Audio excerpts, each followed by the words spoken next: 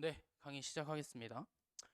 자, 일단 오늘 이제 저희가 하게 될 주제는 요겁니다. 100분으로 끝내는 롤스와 노직 특강. 요게 일단 저희 강의의 주제가 될 거고, 100분 동안 그동안 기출에 출제된 적이 있었던 롤스랑 노직을 모두 우리가 정리한다라고 생각을 해주시면 될 것 같아요. 자, 그러면 그 전에 일단 이건 저의 생윤학습에서의 지론인데 사실은 이 포인트를 지적하시는 분을 제가 한 번도 본 적이 없어요. 시중 인강에서. 그래서 저는 이 포인트를 먼저 말씀을 드리고 강의를 시작하려고 합니다. 보시면 일단 첫 번째, 생윤이랑 윤사는요, 학습법이 완전히 다른 과목이에요. 흔히 윤리 영역에 속한 과목이니까 둘을 똑같이 공부하시는 분들이 계신데 둘의 학습 방법은 완전히 다릅니다. 왜 그러냐면 보세요. 윤리와 사상은요, 역사가 오래된 과목이에요. 역사가 오래된 과목이다 보니까 당연히 뭐가 있냐? 교과서가 굉장히 꼼꼼하고 자세하게 서술이 되어 있습니다. 그래서 실제로 수능이 끝나고 윤리와 사상 오답률 높은 문항들을 교과서에서 찾아주세요 라고 얘기하면 제가 다 찾아드릴 수 있어요. 그래서 윤사는 학습 방법이 명확해요. 교과서 5종 교과서 정도 되는데 그 5종 교과서의 개념을 전부 다 숙지한 후에 그 다음에 기출 분석으로 넘어가고 기출 분석에서 다시 교과서의 내용을 찾고 연계 교재로 넘어가서 연계 교재에서 다시 교과서의 내용을 찾고 그 다음에 문제풀이 감을 익혀주시면 되거든요. 근데 생유는 그렇지가 않습니다. 생유는 교과서가 냉정하게 말해서 조금 부실한 편이에요. 기존에 출제되고 있는 내용들에 비해서 교과서가 좀 부실한 편이기 때문에 평가원이 옛날부터 써온 방법이 뭐였냐면 기출문제 그 해에 6평과 9평에 새로운 소스들을 하나씩 던져줍니다. 6평에 이거 모를 텐데 너네 이거 너희가 모르는 거 알고 있고 우리가 그래서 6평에 출제했어. 오케이. 그 다음 9평 때도 너네가 이거 모르는 거 알아 우리가 그래서 9평 때 요거 출제할게. 그리고 요 내용들을 토대로 어떻게 하냐면 수능을 출제를 합니다. 그죠? 그럼 수능에는 새로운 게 나오지 않나요? 여러분들이 태어나서 처음 보는 내용이 대부분 다 수능에 나오지는 않습니다. 왜냐면 수능에 그걸 한 번에 빡 내버리면 무슨 문제가 발생할 수 있냐면 모르잖아요. 원전을 안 읽으면. 교과서에도 없고 기출문제도 없으니까. 그런데 이제 만약에 수능에 뭔가 새로운 걸 내야겠어. 변별을 위해서. 그러면 평가원은 어떻게 하냐? 제시문을 충분히 줍니다. 이 독해로 풀 수 있도록. 알겠죠? 요게 생윤이라고 생각하시면 돼요. 아, 6, 9평에 뭔가 새로운 소스들을 주고 그 소스들을 토대로 수능을 출제하는구나. 만약에 수능에서 새로운 걸 묻는다면 제시문 독해로 충분히 풀릴 수 있게 해주는구나. 이렇게 정리해 주시면 돼요. 이해되죠? 그래서 우리는 결국 생윤을 어떻게 공부해야 되냐면 이거예요. 결국 기출문제의 선지랑 제시문을 결국 뭐 해야 된다? 개념서처럼 공부를 해야 된다라는 겁니다.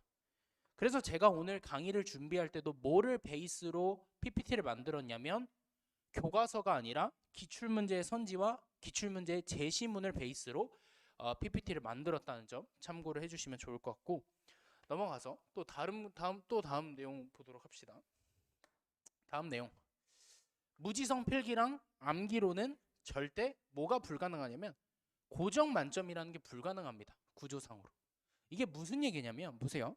생유는 아무리 좋은 모의고사라고 할지라도 그리고 아무리 퀄리티가 떨어지는 모의고사라고 할지라도 선지들이 최소 70% 이상은 겹쳐요. 선지들이 최소 70% 이상은 겹칩니다. 결국 그 30% 가지고 모의고사의 퀄리티가 좌우가 되는 건데 이렇게 70%나 겹치기 때문에 혹은 많게는 뭐 한 85%까지 겹치기 때문에 수험생들이 이런 경우가 있어요.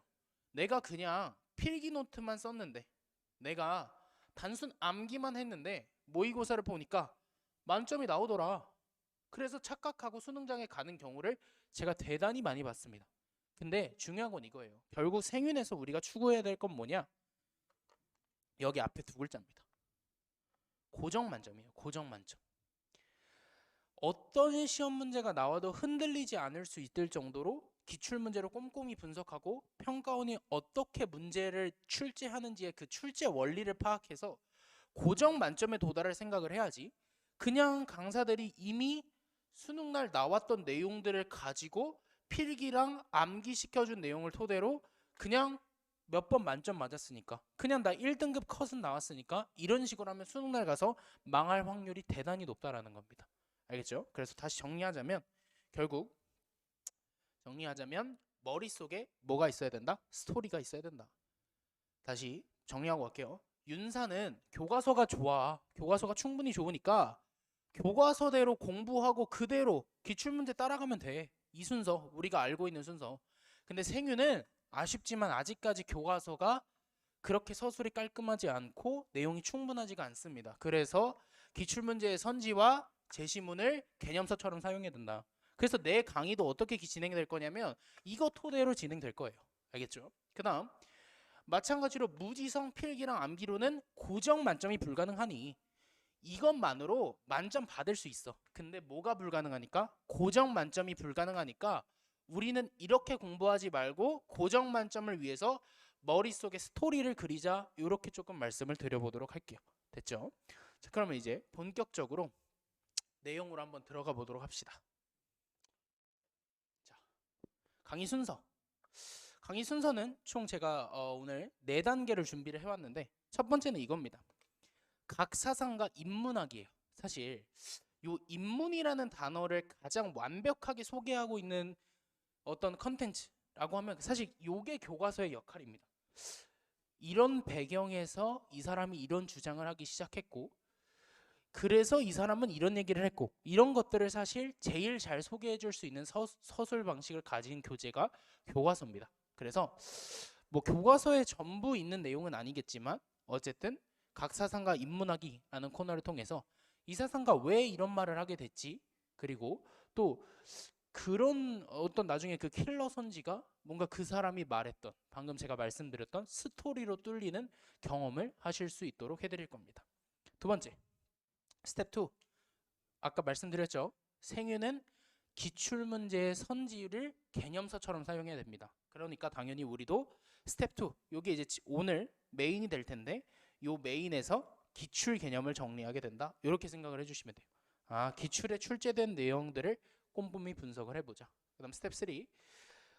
올해 EBS 제시문을 정리할 겁니다. 당연히 미출제가 나온다면 사실은 저는 기출로 뚫는 법을 알고 있지만 어쨌든 그냥 단순하게 생각했을 때 미출제가 나온다면 아무래도 EBS일 거기 때문에 EBS 속에 있는 새로운 내용들 같이 알아볼 거고, 마무리 단계로 문제풀이 강좌는 또 따로 있어서 EBS에 올해 출제된 원본 그대로의 선지를 같이 한번 풀이해 보도록 하겠습니다. 됐죠? 자, 좋습니다. 그러면 이제 천천히 한번 입문을 해보도록 합시다.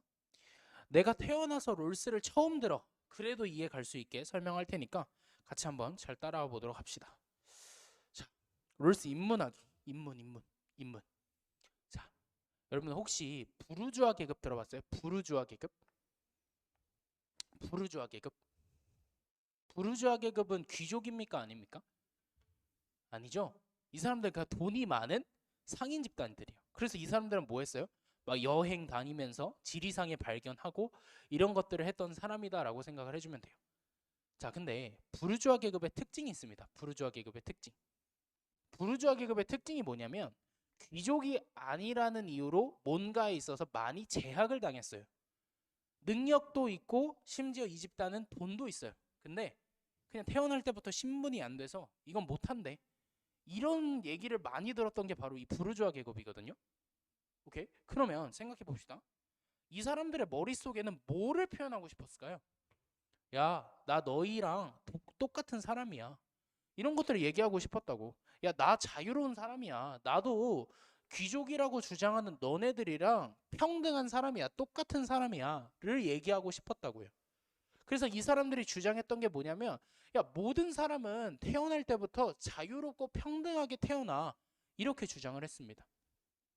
그래서 아마 이 문장을 생윤 공부를 좀 해보신 친구들이라면 사회계약론 이쪽 파트에서 들어보셨을 거예요. 물론 조금 상세히 다르긴 하지만 엄밀하게 말하면 홉스, 로크, 루소다 전부 다 뭐냐면 부르주아 계급입니다. 그러니까 당연히 그들의 사상의 출발이 뭐였냐? 야, 모든 사람들은 자연 상태에서 자유롭고 평등하게 태어나 이거였던 거라고요. 여기까지 납득되시죠? 아, 부르주아 계급이 이런 주장을 했구나. 자, 근데 요걸 생각하시면 돼요. 요게 누구한테도 영향을 줬냐면 우리가 오늘 하게 될 롤스한테도 영향을 줬습니다. 자, 롤스도 모든 사람이 자유롭고 평등하게 태어난다라는 거에 대해서 동의를 해요. 근데 여러분들 생각해 보세요. 실제로 현실 사회에서 모든 사람들이 평등하게 태어납니까? 그죠? 뭐 투표권 같은 거는 뭐 똑같이 받을 수 있겠죠. 지금 현대 사회니까. 근데 당연히 뭐가 있을 수밖에 없냐면 어떤 사회적 지위의 차이가 있을 수밖에 없고 재능의 차이가 있을 수밖에 없을 거예요. 그죠? 그러면 그러다 보면 그러한 어떤 그런 것들을 이제 나중에 하겠지만 롤스가 우연성이라고 부르거든요. 우연성이라고 불러. 우연성. 내가 자연적으로 받았어. 타고난 재능이야. 자연적 우연성. 내가 어떤 특정 사회적 지위에 태어났어. 쉽게 금수저로 태어났어. 사회적 우연성. 이렇게 얘기를 합니다. 롤스가. 근데 롤스가 아까 요 주장에 동의했다고 했잖아요. 근데 현실 사회는 뭐에 영향을 받을 수밖에 없냐면 요놈 우연성의 영향을 받을 수밖에 없습니다. 이해되죠? 그래서 롤스는 그럼 보세요. 이 우연성이 있다면 뭐가 존재할 수밖에 없냐면 현실 사회에는 같이 볼게요. 현실 사회는 요거 불평등, 분배 요 놈이 존재할 수밖에 없습니다. 납득되죠? 당연히. 태어날 때부터 금수저인 사람이랑 흙수저인 사람이랑 평등 분배가 현실적으로 이루어지진 않겠죠. 그 사이에. 오케이. 불평등 분배가 일어날 수밖에 없어. 근데 롤스는 이 주장을 주장해. 이 주장을 긍정해. 그럼 보세요. 얘가 정당화될 수 있는 조건에 대해서 얘기해야 되는 거 아닙니까? 아니 모든 사람은 평등하다며. 근데 현실 사회에는 얘가 있네? 그럼 당연히 우리 뭐 해야 돼요? 그지? 요 놈이 정당화될 수 있는 조건에 대해서 얘기를 해야 된다라는 거죠. 그게 롤스의 사상적 배경에 맞는 거잖아. 얘가 현실적으로 있을 수밖에 없으니까 내가 지금부터 뭐 설명해 줄 거냐면 얘가 정당화 될 수 있는 조건에 대해서 얘기해 볼게 라고 사상을 출발하는 게 롤스다. 이렇게 정리를 해주시면 될 것 같아요. 그러다 보니까 당연히 우리는 뭐 할 거냐면 교육 과정에서 이거 배우겠죠. 얘가 어떨 때 정당화될 수 있을까? 요거에 대해서 배운다라고 생각을 해주시면 될 것 같아요. 됐죠? 자, 그럼 우리가 실제로 한번 해봅시다. 자, 보세요. 자, 여러분들. 자, 그러면 이렇게 한번 생각해 볼까요? 지금 여기 D1은 이제 분배 방식, 요 D 시리즈는 분배 방식을 가르치고 X, Y, Z는 뭘 가르치냐면 구성원들을 가리킵니다. 그 다음 7, 10, 14 이런 식으로 안에 있는 숫자들은 각각의 분배 방식에서 그들이 받을 수 있는 이익의 값을 나타낸다라고 생각을 해주시면 돼요. 요 표에서. 자, 그러면 우리 한번 해봅시다. 자, 일단 기본적으로 자, 요거를 생각할 수 있어야 돼. 롤스가 생각했을 때 원칙은 D1, D2, D3 중에 뭘까요? 다시. 롤스가 생각했을 때 원칙. 뭐가 원칙일까? 쉽게 말해 뭐가 기본 값일까요? 얘죠. 왜? 아니 모든 사람들은 평등하다며. 그러니까 당연히 뭐가 원칙일 수밖에 없냐면 D3 모든 사람들이 6을 분배받는 D3가 뭐다? 원칙이다. 이렇게 생각을 해주시면 될 거예요. 됐죠?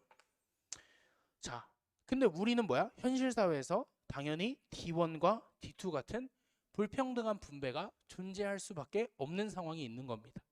이해되죠? 오케이. 그러면 해보자고. 여러분이 X예요. 여러분 D1, D2, D3 중에 뭐 고를래요? 그냥 여러분들이 X라고 한번 생각해 보세요. 자, X는 어떤 특징이 있냐? D1에서도 가장 적게 분배받습니다. D2에서도 가장 적게 분배받아요. D3에서도 가장 D3는 이제 평등 분배니까 어쨌든 뭐 가장 적게 분배받는다고 봐도 되겠죠. 다 똑같으니까. 오케이. 그럼 X는 어떤 특징이 있냐? 롤스가 이렇게 얘기하죠. 못 들어보셨어도 괜찮습니다. 최소 수혜자다라는 표현을 써요. 롤스는. 오케이. 우리는 지금부터 최소 수혜자입니다. 여러분들 뭐 고르실래요? X의 픽. X의 픽이 뭘까요? 당연히 D1일 겁니다. 왜? D1에서는 그나마 X가 뭐예요? 가장 많이 받잖아요. D1, D2, D3 중에서. 여기까지 납득되죠? 오케이. 그러면 우리는 한번 적어볼까요? 우리가 X야. 그러면 우리는 뭐를 고를 수밖에 없어?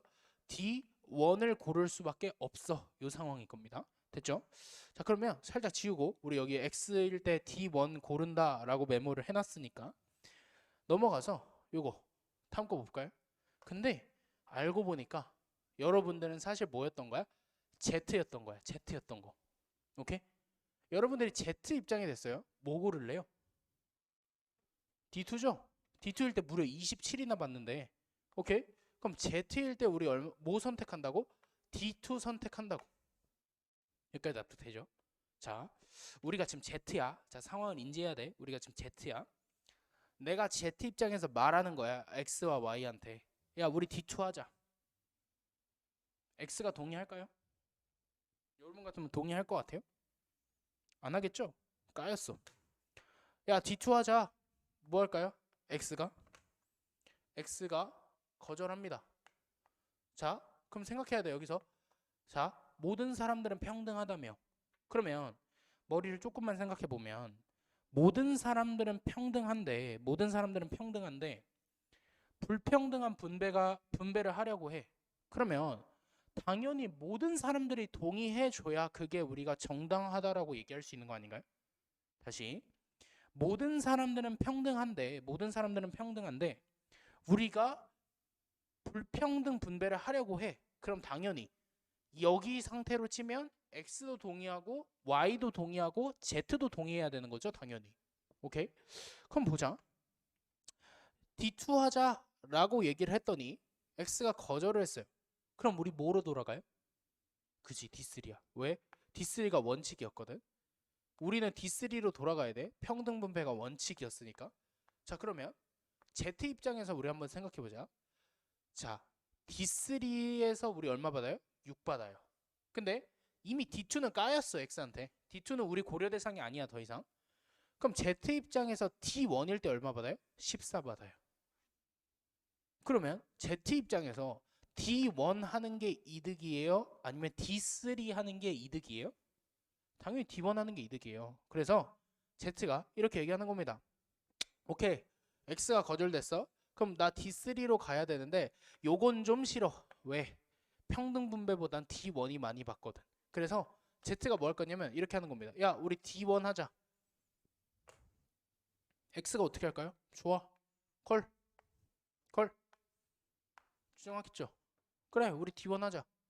그러면 D1이 채택이 됩니다. 선생님, Y는요, 가장 많이 받는 사람인 Z가 동의를 하고 X가 동의를 했다면 Y는 그 사이 값이기 때문에 당연히 동의를 할 수밖에 없습니다. 왜?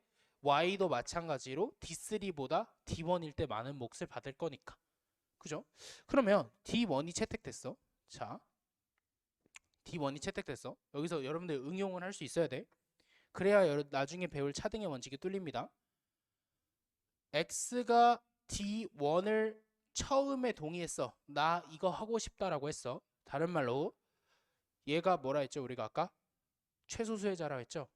최소 수혜자가 받을 수 있는 몫들 중에 최대의 이익을 보장해 주니까 나머지 구성원인 Y와 나머지 구성원인 Z가 받을 수 있는 몫도 평등 분배보다 많아졌죠. 납득? 평등 분배보다 많아졌지.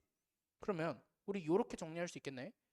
모두가 동의할 수 있는 불평등인, 다시, 모두가 동의할 수 있는 불평등인 D1을 채택할 수 있었던 이유, 다시, 모두가 왜 그거에 동의했어? 그 상황에서 가장 적게 받는 사람인 X가 동의해줬거든.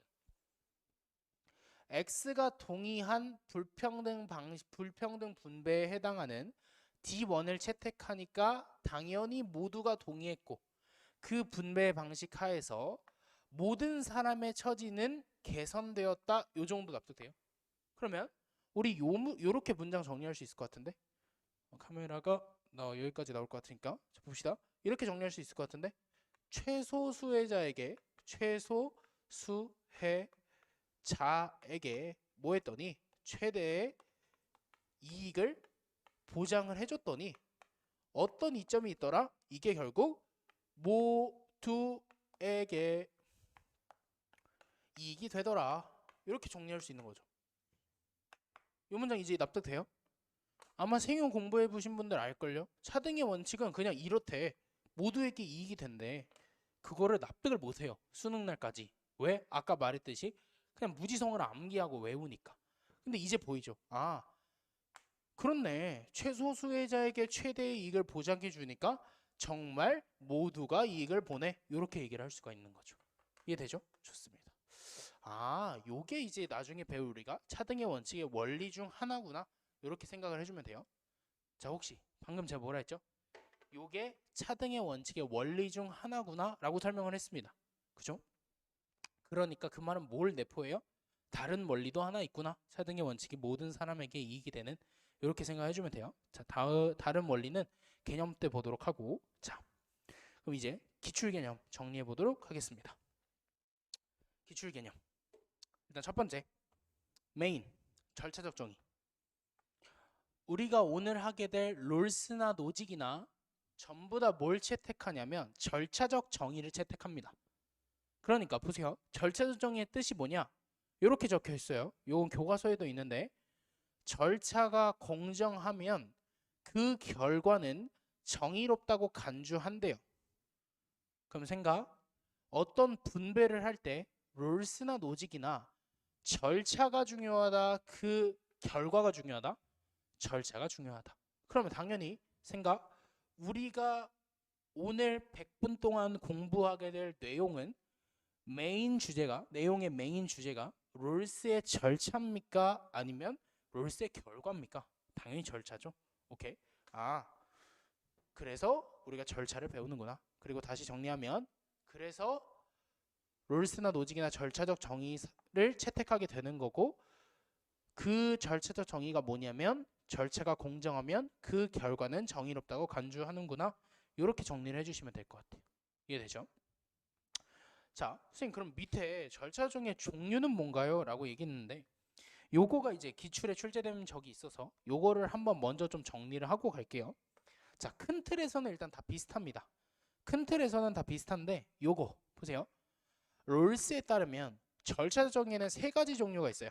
완전 절차적 정의, 불완전 절차적 정의, 순수 절차적 정의. 이렇게 세 개가 있습니다. 됐죠?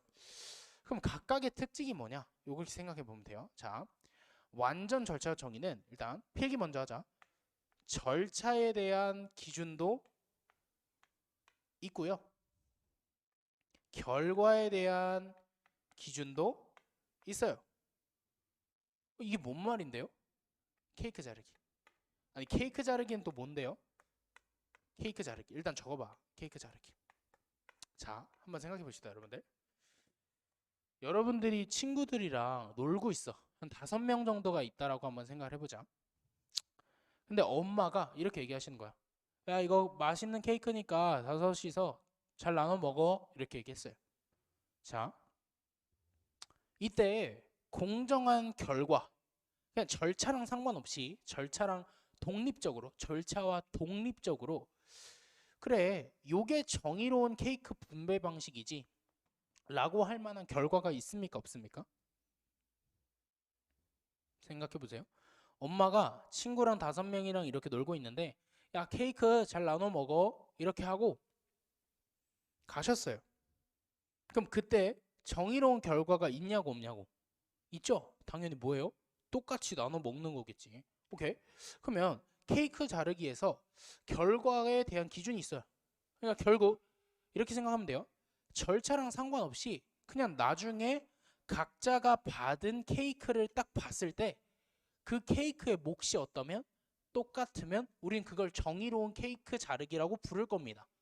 여기까지 납득되죠?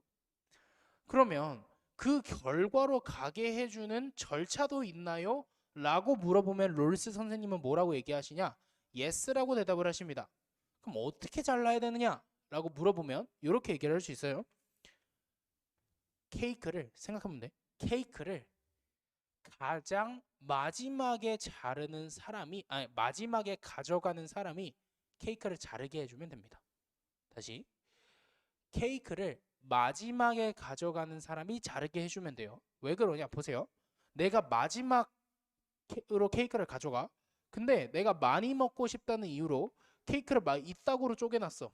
1, 2, 3, 4 뭐 이따구로 쪼개놨어. 그러면 이게 남아있을까? 내 순서 때까지? 1빠따가 무조건 가져가겠지? 그러니까 뭐 할까? 케이크를 자르는 사람을 케이크를 맨 마지막으로 가져가는 사람으로 세팅을 해두면 케이크가 이렇게 있을 때 정말 그 사람은 최선을 다해서 똑같이 자를 겁니다. 왜? 그래야 나중에 내가 맨 마지막에 가져갈 때 손해본다는 느낌이 덜할 거거든. 이해되죠? 아, 요 정도가 완전한 절차 정의구나. 결과에 대한 기준도 있고 그 결과로 도달하게 해주는 절차도 있구나. 이렇게 정리해 주시면 돼요. 이해되죠? 그러면 불완전 절차 정의는 뭔가요? 라고 물어보면 요건 이거예요. 불완전 절차 정의는 일단 먼저 적고 봅시다. 결과에 대한 기준은 있어요. 근데 그 결과를 보장해 줄 수 있는 절차가 없어요. 요게 불완전한 절차 정의예요. 이건 또 뭔가요? 요거는 요거 생각하시면 돼요. 형사재판. 무슨 얘기냐? 보세요, 여러분들. 범죄자 뭐 받아야 돼요? 범죄자. 그죠? 처벌 받아야 돼요. 범죄자 처벌 받아야 돼요. 범죄자 처벌 받아야 되는데 무조건 범죄자만 처벌받습니까? 혹시 여러분들 그런 얘기 들어본 적 없어요? 누명을 써서 감옥에서 16년 계셨대. 뭐 이런 분들의 사례를 지나가면서 뉴스에서 같은 데서 본 적이 있을 겁니다. 그럼 그건 왜 그러냐? 이것 때문이에요. 정의로운 결과가 뭔지는 알거든? 근데 이 현실 사회에서는 그러한 결과를 보장해 줄 수 있는 재판 절차가 없는 거야. 그러니까 이렇게 생각하면 돼. 이렇게만 재판하면 3년 받을 사람이 실제로 3년 받고 1년 받을 사람이 징역을 1년 받고 이런 딱딱 아다리가 딱딱 맞는 그런 절차는 현실적으로 존재한다 안 한다? 존재하지 않는다. 그죠? 그래서 생윤을 공부해 보신 분들이라면 요거 어디서 본 적이 있을 겁니다. 요거 어디 나오냐? 시민불복종에서 나와요. 자, 시민불복종에서 나와. 근데 시민불복종도 생각해보면 이거죠. 자, 보세요. 이따가 나중에 하겠지만 이미 시불이라는 걸 안다는 사람들만 한번 대답해 보세요. 정의로운 법의 결과에 대한 기준이 있습니까? 없습니까? 있죠. 그게 뭐예요? 이따가 우리가 하게 될 정의의 원칙에 부합하는가의 여부예요. 그죠?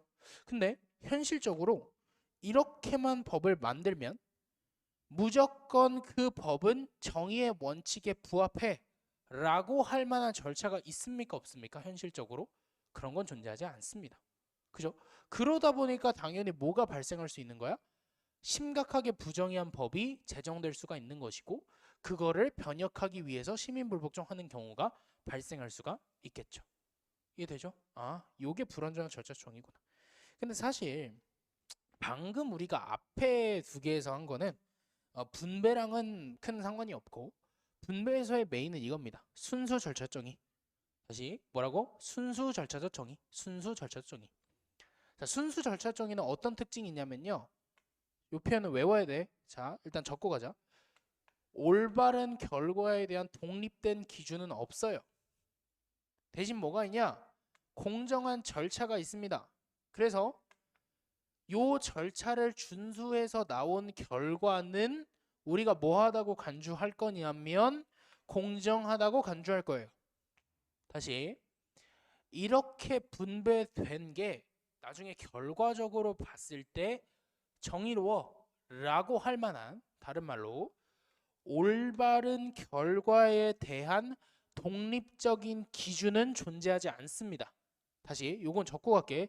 이따가 할 거라. 올바른 결과가 뭐야? 올바른 결과란 이런 거야 라고 할 만한 올바른 결과에 대한 뭐가 존재하지 않냐면 독립적인 기준이 존재하지 않아요. 대신 뭐가 존재한다? 공정한 절차가 존재한다고. 그래서 요 절차를 만족시키면 그 결과가 불평등하건 간에 뭐하다고 간주한다? 공정하다고 간주하는 게 순수 절차적 정의가 되는 겁니다. 선생님, 요것도 혹시 사례 있나요? 요거 사례는 요거예요. 도박. 생각해보면 돼요. 자, 도박이랑 똑같아. 지금 이 상황이.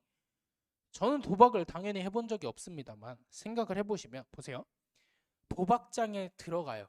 그때 막 이런 거 합의해. 야, 우리가 도박장에서 나왔을 때 너는 이만큼 받아가고 너는 이만큼 받아가야 돼. 이런 것들을 사전에 합의하고 도박장에 들어갑니까? 아니면 룰 정도만 알고 그냥 들어갑니까? 후자죠. 오케이. 그럼 보세요. 도박장과 마찬가지라는 거야. 우리가 도박을 시작하기 전에 야, 올바른 도박의 결과란 이런 거야 라고 할 만한 독립적인 기준이 있다 없다? 없다. 근데 도박장에 들어가는 사람들은 전부 다 뭘 아냐면 그 게임의 룰을 압니다. 룰. 그래서 그 도박장에 가는 사람들은 그 룰을 준수해서 발생하는 결과는 전부 다 뭐하다고 간주하냐면 공정하다고 간주합니다. 여기까지 제 말 납득돼요? 그죠? 그래서 룰만 준수했어. 그러면 어떤 사람은 잭팟이 터지고 어떤 사람은 파산을 해도 뭐라 하지 못해요. 왜? 그게 뭐니까? 지금 요 케이스니까. 이거니까. 이해되죠? 그래서 결국 마찬가지야. 도박이랑. 정리하자면 이거네. 우리가 메인으로 다루게 될 건 뭐고? 순수 절차적 정의이고 우리가 메인으로 다루게 될 건 순수 절차적 정의고 순수 절차적 정의가 쓰이는 곳이 분배일 텐데 롤스가 말하는 분배에서는 올바른 결과에 대한 독립된 기준이 존재한다 안 한다? 안 한다 이렇게 되는 거죠. 됐죠? 오케이. 올바른 결과에 대한 독립된 기준이 존재하지 않아. 대신에 뭐가 있다? 공정한 절차가 있다. 그래서 그 공정한 절차를 만족시키기만 하면 그 결과가 불평등한 분배일지라도 우리는 뭐하다고 간주한다? 공정하다고 간주한다. 이렇게 정리해 주시면 될 것 같아요. 요게 롤스의 절차적 정의에 대한 정리입니다. 됐죠? 좋아요. 그러면 앞에 다시 넘어가서 다시 롤스로 돌아와 봅시다. 이제 요거 우리 확실히 정리했어. 한 번만 더 정리하자. 한 번만 더. 올바른 결과에 대한 독립된 기준이 존재한다 안 한다? 안 한다. 분배에서는. 대신 뭐가 존재한다? 공정한 절차가 존재한다. 이렇게 생각을 해주시면 돼요. 됐죠? 그 다음부터는 쭉쭉 넘어갑니다. 기본 가치라는 게 있어요. 기본 가치. 기본 가치라는 표현들을 아마 이게 이제 2, 3수능에서 관련된 주제가 한번 나오고 설명하시는 분들이 계신 것 같은데 이 기본 가치는 이렇게 생각하면 돼요. 합리적 인간이라면 누구나 갖고 싶어 하는 것. 다시 기본 가치를 뭐라고 정의한다? 합리적 인간이라면 누구나 갖고 싶어 하는 것. 이렇게 정의를 합니다. 오케이. 볼까요? 여러분들 권리 원해요? 원하죠? 그 다음 자유 원해요? 원하죠? 기회, 소득, 재산 다 원하죠? 그 다음 뭐 이런 건 수능에는 안 나오겠지만 뭐 건강 원하죠? 그 다음에 뭐 지력, 상상력 이런 것들 다 원할 겁니다. 그죠? 그래서 롤스는 말하는 거야. 합리적인 인간이라면 누구나 갖고 싶어 하는 것들을 내가 지금부터 뭐라 부르겠다? 기본 가치라고 부르겠다. 이해되죠? 이 정도만 정리해 주시면 돼요. 자, 그 다음 또 넘어가서 자, 우연성 얘기해 볼게요. 우연성은 뭐냐? 이거예요. 아까 살짝 제가 입문 단계에서 설명했는데 천부적으로 타고나는 걸 자연적 우연성이라고 부르고요. 내가 어떤 특정 지위에 태어난 거, 금수저, 흙수저, 스테인리스 수저 이런 걸로 태어나는 걸 우리가 사회적 우연성이라고 부릅니다. 됐죠? 근데 요때 요 우연성에는 어떤 특징이 있냐면 요거 중요합니다. 요 우연성에는 어떤 특징이 있냐면 최근에 기출에서 계속 묻고 있어요. 요 우연성에는 어떤 특징이 있냐면 요거예요. 정의롭지도 않아요. 부정이 불이하지도 않아요. 그건 뭐예요? 그냥 임의적인 사실일 뿐이에요. 그래서 롤스는 이걸 뭐라고 부르냐면 이렇게 부르면 자연적 사실일 뿐이야. 그냥 내추럴 팩트일 뿐이야. 그런 것들은 이렇게 부릅니다. 이해되세요? 무슨 얘기냐면 생각해보면 돼요. 자, 내가 저에게는 아니고 당연히 누군가가 겁나 잘생겨요. 잘생겼어요. 그 사람이 잘못을 저질렀습니까? 아니죠. 태어나 보니까 그렇게 잘생긴 걸 어떻게 해. 저도 그런 삶이 궁금하긴 한데 아무튼 태어나 보니까 잘생기게 태어났어. 그거는 그냥 자연적인 팩트라는 거야. 팩트. 그러니까 뭐야? 그거를 부정의하다라고 말할 수 없죠. 그 다음 또 정의롭다고 말할 수도 없어요. 잘생겨서 뭐 그게 정의로운 건 아닐 거 아니야. 그래서 그거를 뭐라고 부르냐면 뭐고 임의적인 사실이라고 부릅니다. 다시 뭐라고 부른다고요? 임의적인 사실. 임의적이다라는 게 뭐야? 도덕 가치 판단이 안 된다라는 거잖아. 얘가 정의롭다, 얘가 부정의하다 이렇게 두 개로 나눴을 때 하나로 판단이 안 된다고. 왜? 그건 뭐니까? 내가 선택한 게 아니니까. 임의적인 거니까. 이해되죠? 자, 오케이. 그러니까 이렇게 정리하면 돼. 우연성 자체는 결국 뭐구나? 정의롭지도 불이하지도 않은 임의적 사실이구나. 임의적 사실이구나. 이렇게 생각을 해주시면 돼요. 이해되죠? 오케이. 굿. 근데 나중에 하겠지만 그러면 이런 우연성 자체가 정의롭다거나 부정의하다고 할 수 없다며요. 그럼 뭐를 가지고 롤스는 정의 여부를 판단할까요? 혹시 들어본 분들 계실 텐데 뭐를 가지고 그럼 롤스는 정의 여부가 갈린다고 볼까요? 그 사회가 이러한 사실들을 처리하는 방식에 달려 있다고 봅니다. 그러니까 이런 거야. 이런 것들을 당연하게 여기는 사회가 있어. 예를 들면 어떤 사회일까? 귀족 사회 같은 거야. 아빠가 귀족이면 자식은 당연히 귀족이지. 이런 식으로 당연하게 여기는 사회는 어떤 거야? 정의롭지 못해. 롤스가 봤을 때. 그럼 어떤 사회가 정의롭나요? 라고 물으면 이렇게 대답할 수 있어야 돼요. 아, 그러한 우연성들의 영향을 뭐 해주는 사회? 경감시켜주는. 글씨가 왜 그러니? 잠깐만 다시. 그러한 우연성의 영향을 경감시켜주는 사회를 우리가 뭐라 부른다? 정의로운 사회라고 부른다. 이렇게 생각을 해주면 돼요. 이것도 잘못적으로 우연성의 영향을 경감시켜주는 겁니다. 우연성의 영향을. 됐죠? 오케이, 좋습니다. 좋아요. 그 다음에 또 넘어 봅시다. 이거는 아까 했고. 자, 그러면 이제 롤스가 아까 우리가 다시 흐름을 깨야 돼. 흐름을 우리가 이번에 통틀어서 롤스랑 노직을 다룰 텐데 그때 우리가 지금 메인으로 삼고 있는 건 롤스의 정의로운 결과다, 정의로운 절차다, 정의로운 절차다. 오케이. 그러면 그 절차를 어디서 도출하는데요? 라고 물으면 이렇게 얘기할 수 있어야 돼요. 원초적 입장이라는 곳에서 도출합니다. 이렇게 생각하시면 돼요. 영어로는 오리지널 포지션. 오케이. 이 원초적 입장은 무지의 베일을 생각해 주면 되는데 이렇게 생각해 주면 돼요. 사람이 있고 여기 장막이 있어요. 장막. 사람이 있고 세 명만 할게. 여기에 장막이 있어. 장막 있고 사람이 있습니다. 됐죠? 여기 안에 있는 사람들의 특징은 이거예요. 보세요. 아무도 자신의 사회적 지위나 계층상의 위치를 모른다고 가정됩니다. 그러니까 본인들이 금수저인지 은수저인지 흙수저인지 모른다라는 거예요. 한마디로. 이해되죠? 그다음 본인들이 어떤 재능을 타고났는지도 모릅니다. 내가 축구를 잘하는지, 내가 노래를 잘하는지, 내가 뭐 있을까? 야구를 잘하는지 이런 재능들을 모른다고요. 이해되죠? 그리고 또 이런 거. 내 가치관이 뭔지, 뭐가 선이라고 생각하는지 이런 것도 모르고요.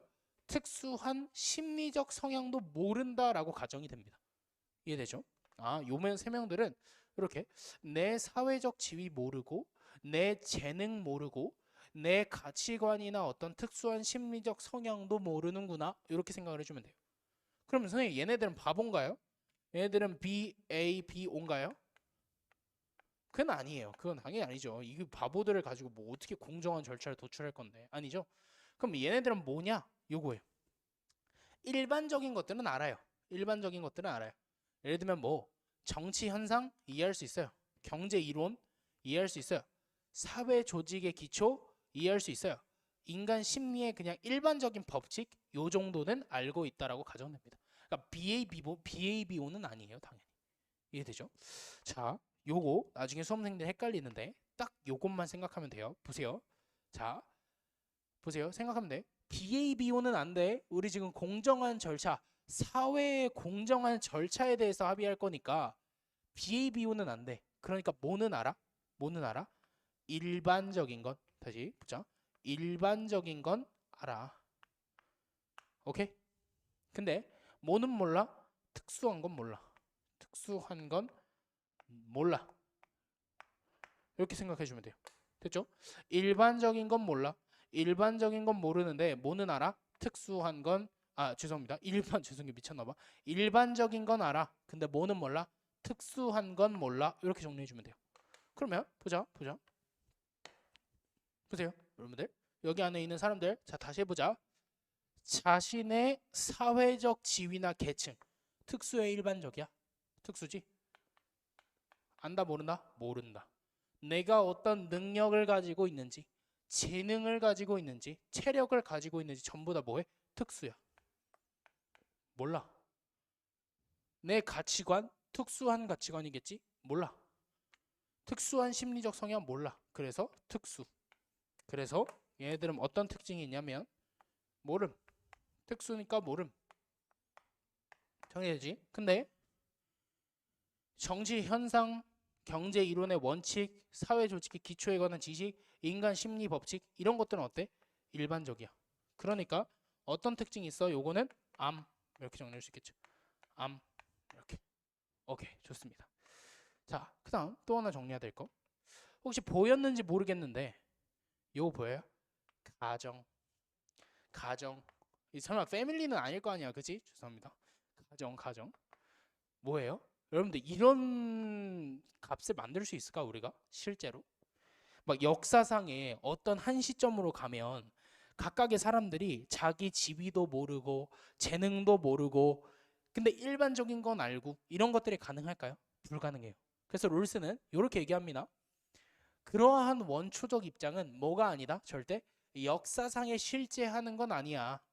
그러니까 역사적으로 그런 게 있었던 건 아니야. 그리고 우리가 우가우가 살 때 그런 문화적인 원시 상태도 아니야. 이렇게 설명합니다. 그럼 그건 뭐냐? 순수한 가상적 상황이다라는 거예요. 그냥 가상. 그러니까 뭐라고? 하이포데시스. 가설이라고 가설. 내 사고 실험이라고 내 머리로 하는. 이해되죠? 이렇게 정리를 해주시면 됩니다. 됐죠? 오케이. 굿. 오케이 넘어가 봅시다. 이해되죠? 다 충분히 다 이해가 될 겁니다. 지금 우리가 방금 배웠던 원초적 입장은 뭐야? 어떤 특징이 있고? 그지? 역사상에 실제하는 건 아니고 그냥 롤스가 하는 사고 실험 정도구나. 그럼 두 번째, 일반적인 건 알아. 근데 특수한 건 모르는구나. 이렇게 정리해 주시면 될 것 같아요. 됐죠? 그 다음 아까 요 그림을 다시 복구해 볼게요. 으차 스타파스티 아까바스티 됐습니다. 여기 안에 있는 사람들은 어떤 특징을 가지고 있냐? 합리적인 개인들이에요. 근데 이거 서로 관심이 없어요. 이것도 나중에 많이들 질문하는데 보세요. 상호 무관심해요. 이 사람들은. 보세요. 서로 관심이 없어요. 여러분들 혹시 김맹철 씨 아세요? 모르죠. 그 사람한테 손해를 막 주고 싶어요? 여기서 얘라고 대답하면 싸팬 거고. 보세요. 김맹철 씨한테 이익을 주고 싶어요? 막 아니죠. 왜 그래요? 그거는 서로 관심이 없어서 그래요. 그죠? 그래서 롤스 말하는 거야. 요 세 명 다 뭐하다고? 서로 관심이 없다고. 그러니까 당연히 어떤 특징이냐? 서로 이익을 주려고 하지 않아. 그렇다고 손상을 끼치려고 하지도 않아. 그러니까 서로 뭐 한 거야? 그냥 관심이 없다고. 무관심. 이해되죠? 그러니까 서로에 대해 뭐 애정 이런 거 있어요? 여러분들 김맹철 씨를 애정합니까? 김맹철 씨를 증오합니까? 이런 거에 마음이 흔들리지 않아요. 그리고 질투도 없어요. 그리고 잘난 체도 없어요. 자, 근데 수험생들이 많이 틀리는 거 요거. 자, 생각. 얘 1번, 2번, 3번이라고 해볼게. 요 1번이가 2번, 3번이보다 많은 걸 받고 싶어 한다. OX. 다시 1번이가 2번이랑 3번이보다 많은 걸 받고 싶어 한다. OX. X. 왜? 서로한테 관심이 있다고 없다고? 없다고. 그래서 서로를 비교해서 뭔가 더 많은 것을 얻으려 하지 않는다. 이렇게 정리를 해주면 돼요. 이해되죠? 오케이. 이렇게 안에 있는 어떤 원초적 입장에서 합의의 당사자들의 특징까지 우리가 좀 정리를 했습니다. 됐죠? 넘어가 볼게요. 그러면 그러한 상황에서 이렇게 계속 그리나요? 지우지 말걸. 그죠? 이렇게 세 명이 있는데 요 사람들이 만장일치로 다시 포인트 하나 짚고 하자. 포인트. 만장일치로 합의하게 되는 사실이 뭔가요? 라고 물으면 요렇게 대답할 수 있어요. 그게 뭐냐? 1번 모든 사람들은 평등한 기본적 자유를 누려야 한다 라는 거에 모든 사람이 동의하게 됩니다. 생각해 보세요. 물어보는 거야. 인터뷰 해볼까? 야, 너 나중에 돈 벌면 그거 너 거 하고 싶어? Yes. 나도. Yes. 나도? Yes.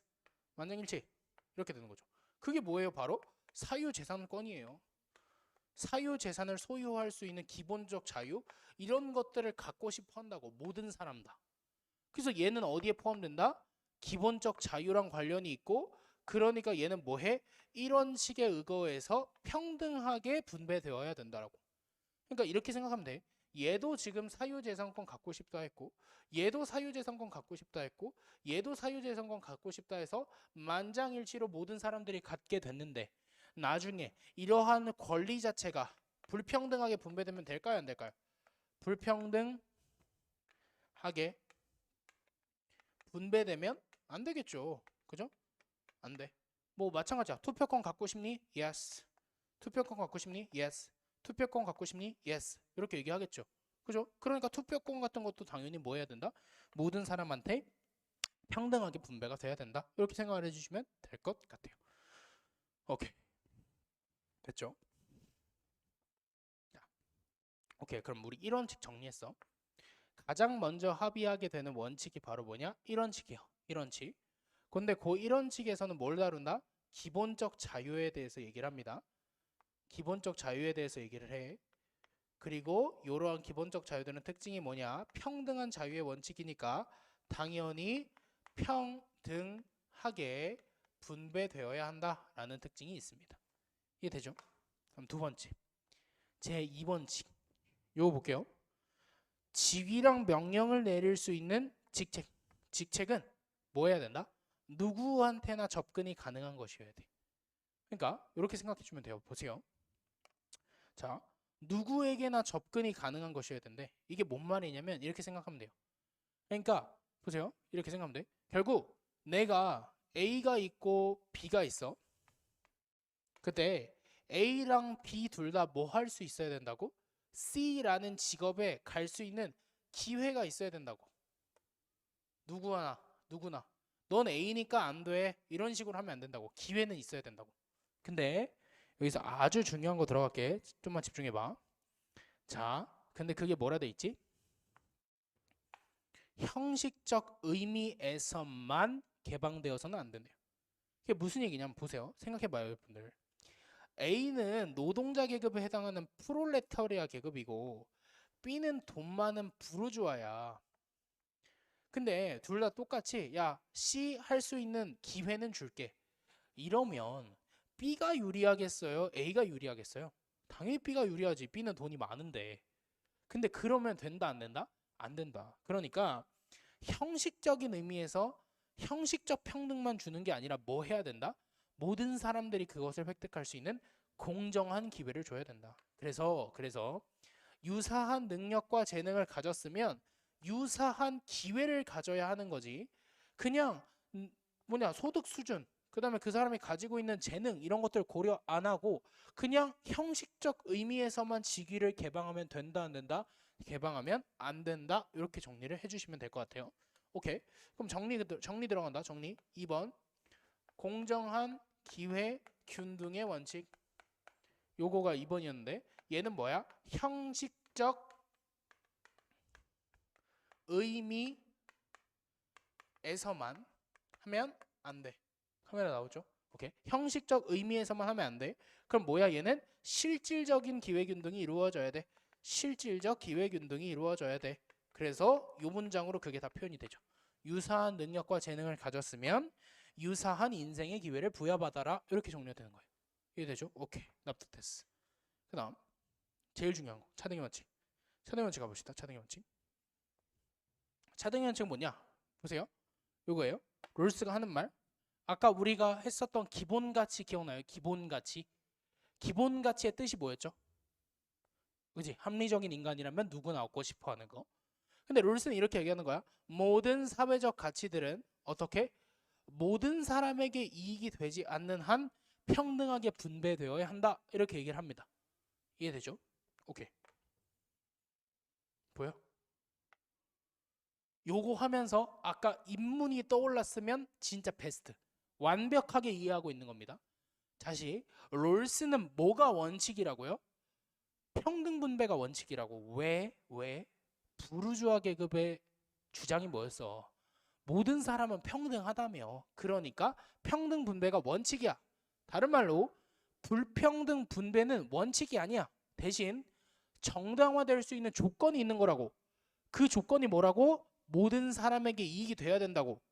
근데 요 표현은 아까 뭐랑 똑같았는지 기억나? 우리 그 표를 통해 증명했는데 최소 수혜자에게 최대의 이익이 되는 것이 모든 사람에게 이익이 되는 거였지. 그럼 그 말은 이렇게 되면 되겠네. 이렇게 붙여볼까? 최소 수혜자에게 최대의 이익이 되지 않는 한 모든 사회적 가치들은 어떻게 분배돼야 돼? 평등하게 분배되어야 하는 겁니다. 이해되죠? 오케이. 그리고 요건 아까 우리가 인문대 정리를 했습니다. 왜?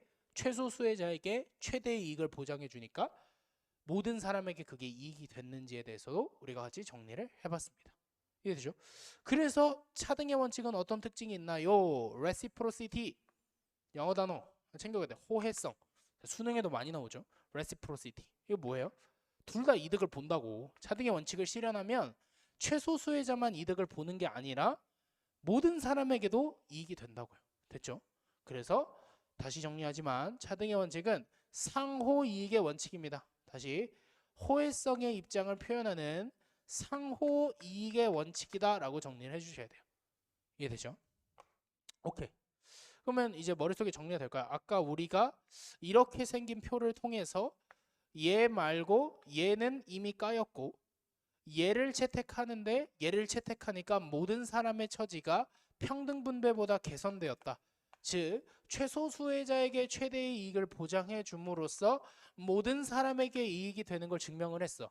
그래서 모든 사람에게 이익이 되니까 그걸 뭐라고 부른다? 호혜성이라고 부르고 호혜성의 입장을 표현하는 상호 이익의 원칙이 차등의 원칙의 정의구나 라고까지 정리를 했다고요.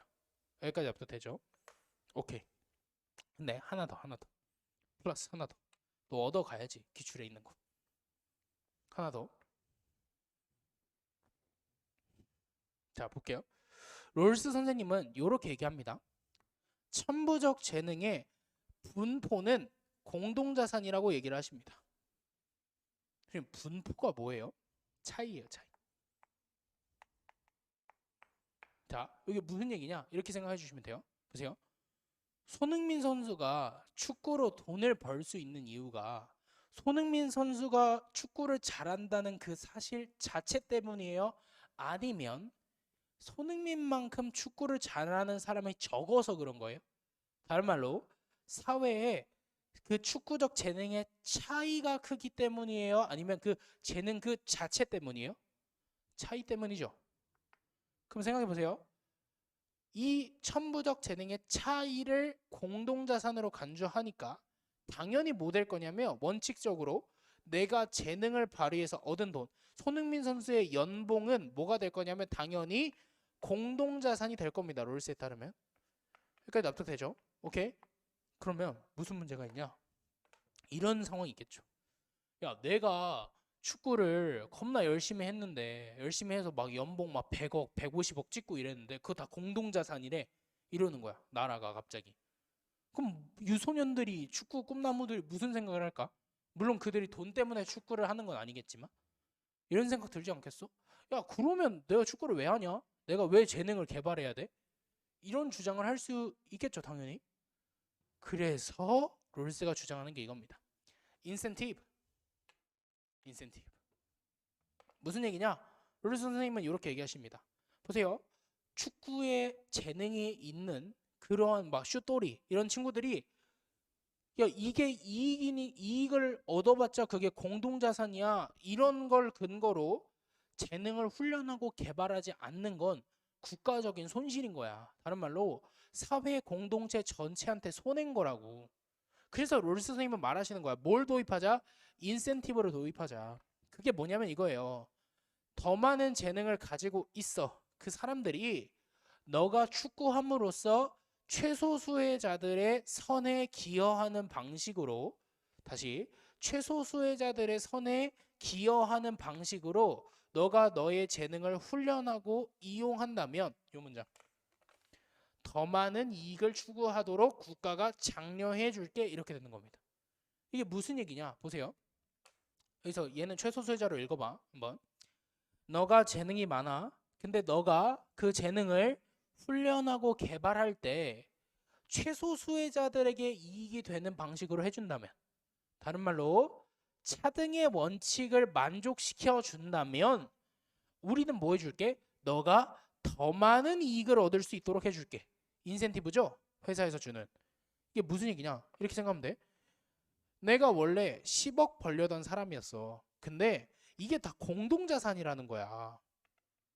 이게 다 공동자산이라는 거야. 그래서 사람들이 아니 그럼 안 해. 배째. 나도 그냥 다른 사람이 주는 거 받을래. 이런 문제가 발생할 수 있으니까 이렇게 얘기하는 거지. 정부가.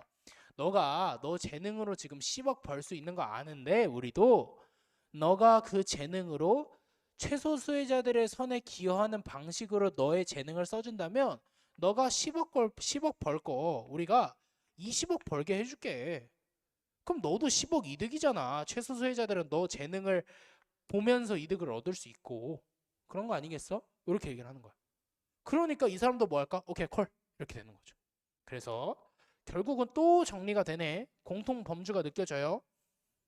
차등의 원칙을 실현하고 나니까 인센티브도 뭐 했다? 모든 사람에게 이익이 되는 그 과정을 증명해줬다 이렇게 되는 거죠. 그래서 제가 아까 강의 초반에 입문 설명하면서 뭐라고 했냐면 우리가 표를 통해서도 차등의 원칙이 모두에게 이익이 된다라는 걸 증명할 수 있지만 이따가 하나 더 원리를 소개해 준다고 했는데 그게 바로 뭐다? 요놈 인센티브다 이렇게 생각을 해주면 돼요. 그래서 다시 한번 정리하고 갈게. 더 많은 재능을 가진 이들은 모두의 선 결국 요 말이 뭐라고? 가장 적은 재능을 가진 이들의 선에 기여하는 방식으로 재능을 훈련하고 이용하는 한에서 뭐 된다? 10억 벌 거 20억 벌 수 있게 된다. 인센티브 받아서. 그래서 얘네들도 이득을 보고 최소 수혜자들도 이득을 봐서 차등의 원칙은 뭐다? 호혜성의 입장을 표현하는 상호 이익의 원칙이다. 이렇게 정리를 해주시면 되는 겁니다. 이해되죠? 그러면 간단하게 요약해 볼까? 세 번째 차등의 원칙. 요거는 어떤 특징이 있다고? 호혜성을 표현한다고. 호혜성, reciprocity를 표현하면서 뭐 한다고? 모두에게 이익이 된다고. 상호 이익의 원칙이구나. 이렇게 정리를 해주시면 될 것 같아요. 납득되죠? 좋습니다. 오케이. 그 다음 축차적 서열 한번 정리해 볼게요. 축차적 서열. 자, 우리가 지금 정의의 원칙에 대해서 탐구를 했잖아. 근데 요 정의의 원칙은 뭘 띠냐면 서열이 있어요. 서열. 뭐냐면 얘가 1등 하면 나오죠. 오케이. 얘가 여기다 적을게. 얘가 2등, 얘가 3등 이렇게 돼요. 이게 무슨 얘기냐면 이렇게 생각해 주면 돼. 얘를 보장하기 위해서 1티어를 건들면 된다 안 된다? 안 돼. 얘를 보장하기 위해서 2나 1티어를 건들면 된다 안 된다? 안 된다라는 거야. 그러니까 이런 거야. 봐봐. 아까 우리가 기본적 자유 설명하면서 내가 투표권 같은 거 얘기했던 거 기억나요? 근데 이번에 곧 총선하잖아. 근데 막 국회의원이 나와서 막 그 당 사람들이 와서 이런 얘기 하는 거야. 야, 너네가 그거 뭐냐, 우리 당 뽑아주면 우리가 막 100만 원씩 줄게. 이런 얘기를 하는 거야. 그런 거 된다 안 된다? 안 된다고. 왜? 투표권 어디 투표권 1, 2, 3. 사실 얘는 2원칙 이렇게 두 개를 묶어서 2원칙이라고는 하는데 그냥 티어로 정리해 볼게. 티어로. 투표권 1티어야, 2티어야, 3티어야? 1티어지. 오케이? 근데 지금 경제적 사회적 이득은 아무래도 2나 3이랑 관련이 있겠지.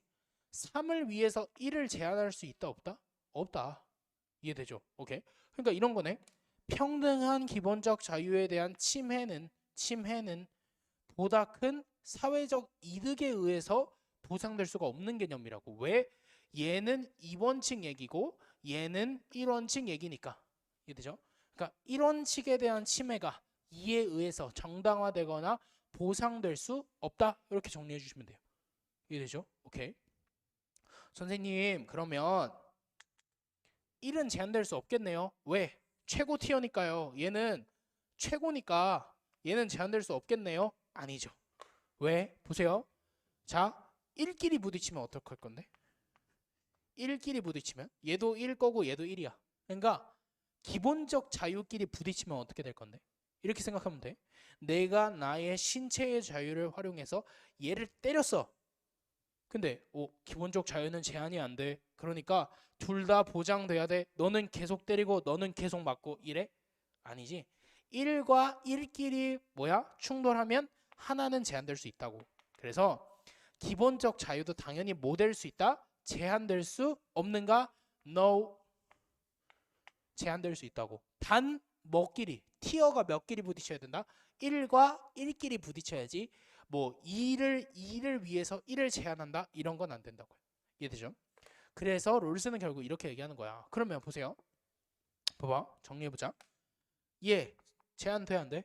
돼. 왜? 이거 건들면 안 되니까. 얘 건들면 안 되니까. 얘 제한돼 안 돼? 돼. 왜? 이거 건들면 안 되니까. 그 다음 얘 제한돼 안 돼? 돼. 왜? 얘네끼리 부딪혔을 때 다른 하나를 침해하면 안 되니까. 그럼 결론, 어떠한 기본적 자유도 절대적이지 않아. 다른 말로 제한 가능해요. 제한 가능해요. 제한 가능해. 어떠한 기본적 자유도 절대적이지 않으니까 제한 가능해. 됐지? 오케이.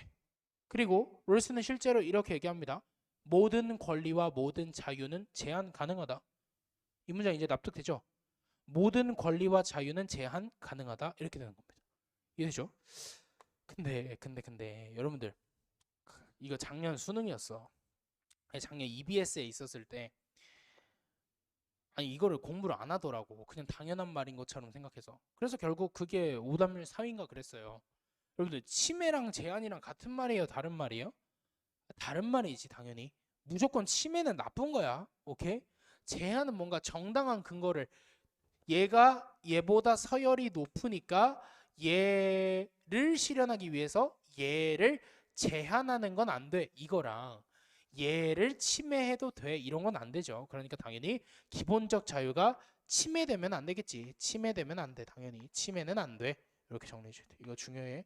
그래서 정리해야 될 건 모든 건 다 제한 가능해. 왜? 티어가 있고 그 내부에서도 잠깐만요. 이것만 적을게. 내부에서도 상충할 수 있기 때문에 모든 건 다 제한돼. 그지? 근데 뭐는 안 돼? 침해는 안 돼. 그래서 침해는 안 돼. 그래서 여기서 침해라는 워딩을 쓴 거예요. 이해되죠? 오케이. 좋습니다. 아주 좋아요. 아주 좋습니다. 오케이. 그다음 요거는 이제 평가원 입장이긴 한데 사실 논란이 되고 있는 내용이 너무나도 많아서 그냥 요 정도만 좀 정리하고 갈게요. 그냥 평가원의 오피셜로만 좀 정리해 볼게. 요건 이렇게 생각하면 돼. 재능 재능 자체는 누구 거? 그 자체는 개인 거. 재능의 분포는 누구 거? 공동의 것. 요렇게 정리해 주면 돼요. 요 멘트만 딱 정리하고 가죠. 나머지는 그냥 읽어보시고. 무슨 얘기냐면 이거예요. 손흥민 선수가 축구를 통해서 만들어낸 그 사람들 간의 차이, 다른 말로 번이익 이런 건 뭐야? 공동자산이야. 됐지? 그래서 우리가 아까 인센티브 얘기했었잖아. 근데 이건 평가 원피셜 뭐야? 재능 그 자체 있지, 자체. 그 가마차기를 할 수 있는 그 재능 그 자체 있잖아. 그 자체는 누구 거라고? 개인 거라고. 왜? 이건 뭐야? 이러한 권한은 인격의 온전성을 보장하는 이런 식에 의해서 포괄되는 거다라고 표현을 합니다. 그래서 요 재능 자체에 대해서 개인이 소유 권한이 있는 이유는 뭐 때문이다? 이런 원칙 때문이다. 뭐 때문이다? 이런 원칙에 의해서 포괄되는 권리이기 때문이다. 이렇게 정리를 해주시면 돼요. 그래서 요거랑 관련해서는 그럼 뭘 정리해야 되나요? 라고 얘기를 하면 이렇게 정리해 주시면 돼요. 아, 이렇게 정리할게. 재능 자체는 누구 거? 개인 거. 다시 재능 자체는 누구 거? 개인 거. 근데 그거의 분포는 뭐? 공동자산. 이렇게 정리해 주시면 돼요. 이해되죠? 좋습니다. 오케이. 자, EBS 제시문 한번 같이 정리해 보도록 합시다. 벌써 스텝 3까지 왔어. 자, 이제 술술 읽힌다. 보자. 무지의 베일 속의 당사자들은 특정 사실을 몰라요. 지위나 계층을 몰라요. 천부적 자산과 능력, 지능과 체력을 몰라요. 자신의 운수, 우연성을 몰라요. 또한 누구든지 선에 대한 자신의 생각, 이런 특수한 가치관 몰라요. 이런 거죠. 결국 이 EBS 제시문이 학생 여러분들한테 바라는 게 뭐예요? 아, 계속 적네. 특수한 건 뭐하다? 모른다 이거죠. 특수한 건 모름 이거죠. 특수한 건 모름. 됐어. 끝. 뭐 설명할 거 없고. 그다음 요거 볼까요? 원초적 상황에 처한 당사자들은 자신의 최초의 사회적 지위를 악의를 가진 적대자가 결정해 주리라고 생각한대. 자, 여러분들 한번 생각해 봅시다. 여러분들 머릿속에서 나를 진짜 싫어할 것 같은 사람을 한 명만 딱 떠올려 보세요. 분명히 있어. 분명히 있어. 없다고 하지 말고. 분명히 나를 진짜 개 싫어할 것 같은 사람 한 명만 딱 생각해 보세요. 그 다음에 이렇게 생각해 봐. 내가 태어나면서 받게 되는 어떤 사회적 지위를 그 친구가 결정한다고 생각을 해보는 거야. 그럼 당연히 걔가 나를 금수저로 태어나게 해주겠니? 흙수저로 태어나게 해주겠니? 흙수저겠지. 그런 생각을 해보라고. 그렇게 가정해보라고. 그럼 당연히 이 사람들은 그 무지의 장막 속에서 무슨 생각을 하게 된다? 아, 내가 최소 수혜자가 될 가능성을 당연히 염두에 두겠지.